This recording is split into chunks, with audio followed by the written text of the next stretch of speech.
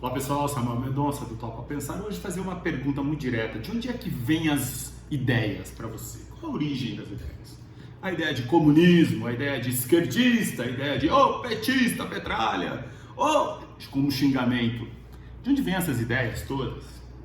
Eu vou trabalhar com um filósofo do século XVIII chamado David Hume, escocês, que tem uma contribuição significativa no seu livro Investigação acerca do Entendimento Humano, seção 2, que é lá da origem das ideias. E ele apresenta dois argumentos que eu considero muito interessantes para a gente pensar a origem das ideias. É evidente que ele tem sua importância por ter inclusive influenciado Immanuel Kant, que vai dizer que acordou do sono dogmático, estava lá com os racionalistas e de repente quando lê Hume, ele diz o seguinte: Hume tem razão, realmente o conhecimento começa com a experiência, e é isso que eu falei no vídeo passado sobre a questão de Immanuel Kant. De onde vêm as ideias? De onde vem a ideia de mito? De onde vem a ideia de comunista? Na obra Investigação, ele vai, enfim, apresentar dois argumentos por meio dos quais ele quer sustentar a tese de que o conhecimento tem o nascedouro na experiência. É a experiência que faz, enfim, nascer o conhecimento. Vai ser base do empirismo, que é uma escola, enfim, importante para a filosofia e também para o próprio desenvolvimento das ciências. O primeiro argumento é aquele, aí ele se utiliza de uma linguagem matemática. Toda ideia complexa, por complexa se deve entender aquela que não é simples. Simples, unidade, complexo, aquilo que tem dois ou mais. Então pode ser também composta. Toda ideia complexa ou composta deriva necessariamente de ideias singulares que, por sua vez, nasceram da experiência dessas ideias singulares. E aí ele trabalha com exemplos no seu livro. E daí que eu estou aqui colocando essas questões outras, porque é muito comum que pessoas falem de ideias sem fazer esta investigação acerca do entendimento humano para saber de onde vêm essas ideias. Vamos juntos. Toda ideia complexa, por ideia complexa, aquela que não é simples, não tem unidade, é uma ideia que tem no mínimo duas ideias. Ele dá exemplo no livro, por exemplo, uma montanha de ouro. Imagine aqui uma montanha de ouro, uma ideia complexa. Vamos usar o método do Hume. Para saber de onde vêm essas ideias, ideia complexa tem que ser agora desmembrada. Cenário 2, o que eu tenho ali? Ouro, montanha, separados. Então eu tenho a ideia de ouro, tenho a ideia de montanha, e você pergunta para uma pessoa o que é ouro. A pessoa que já viu ouro na vida, ela forma a ideia do que é ouro. Claro que a pessoa que não sabe o que é, ela não forma a ideia. Então a ideia está correspondendo àquilo que é a própria experiência do que é ouro, que é montanha. Então você consegue sim formar uma ideia de montanha de ouro, mesmo sem existir uma montanha de ouro, porque a nossa capacidade de pensamento, ela também é uma capacidade de aglutinação, de aumentar, de diminuir, etc e tal. Esse é um exemplo. O segundo, um cavalo com asas, o chamado cavalo alado. Ideia complexa. Como é que você faz? Desmembra. Ideia 1, cavalo. Ideia 2, asas. E aí você veja que você sabe de onde vem o cavalo, você vê de onde vem as asas, os pássaros, etc e tal, e portanto você conseguiu formar aquela ideia de um cavalo que voa, que não existe, só existe na ficção. Mais um. Ideia de uma sereia, e é um exemplo aqui que eu gosto de oferecer, porque eu acabei criando uma ideia super complexa, portanto uma ideia que tem 3. Sereia andando de bicicleta, você consegue imaginar? Uma sereia andando de bicicleta? Como? Sei lá, ela está sentada de lado e pedalando de lado, enfim. É uma sereia andando de bicicletas. Vamos aqui fazer usando o método da investigação. Cenário 2, a gente tem então a mulher, a gente tem o peixe, a gente tem a bicicleta. 3 ideias distintas, e aí você forma aquela ideia. Olhando o cenário primeiro, que é a experiência, você sabe o que é mulher, você sabe o que é peixe, você sabe o que é uma bicicleta. E, portanto, nós partimos daquilo que é a nossa experiência sensível e conseguimos chegar, inclusive, a ideias que são, em alguns casos, só resultado da nossa fantasia, da nossa criação, da nossa imaginação. Então vejam, tanto no caso aí da montanha de ouro, do cavalo alado, como efetivamente aqui da sereia, são imagens inexistentes no mundo sensível, mas nós conseguimos produzir essas ideias. Onde é que eu quero chegar? Eu quero chegar na ideia de que às vezes nós temos, portanto, algumas ideias que elas são abstratas e são produto da imaginação humana. Essas 3 ideias que eu ofereci. O Hume vai além, e aí no além tem um exemplo até mesmo da questão de Deus.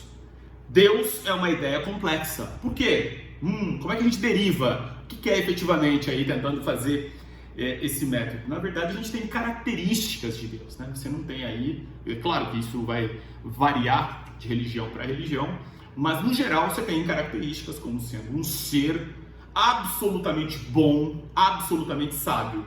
Então, bondade e sabedoria como ideias. Aqui a gente sabe o que é isso, mas a gente sabe por conta de uma experiência de vida, a gente convive com pessoas, mas por isso a gente sabe o que é a bondade. Ou convivemos também com pessoas boas, e portanto a gente sabe o que é a bondade. Convivemos com pessoas inteligentes, e portanto a gente sabe o que é inteligência. Aí você faz o quê? Imagina um ser absolutamente inteligente, ou o mais inteligente dos seres, ou não é um ser inteligente, mas é a própria, diria que, ideia de inteligência suprema. Esse termo, aliás, supremo, é um termo tipicamente para seres transcendentais, como é o caso de Deus, embora isso também está presente no mundo material. Então vejam, você tem a ideia de Deus como sendo um resultado da própria construção humana que parte da realidade de elementos concretos que nós temos nas nossas vidas. A gente sabe o que é a bondade, sabemos o que é a sabedoria, e aí você imagina um ser soberanamente justo e bom. Hume com isso está dizendo que Deus existe ou não existe? Não. Ele está dizendo qual é a origem da ideia de Deus. Existe a ideia de Deus e existe a origem da ideia de Deus. É isso que ele está fazendo com o método. Por que isso pode ser útil? Para que as pessoas que falam, seu comunista, é uma ideia complexa. Vamos aqui entender o que é essa ideia de comunista, de onde vem essa palavra, né?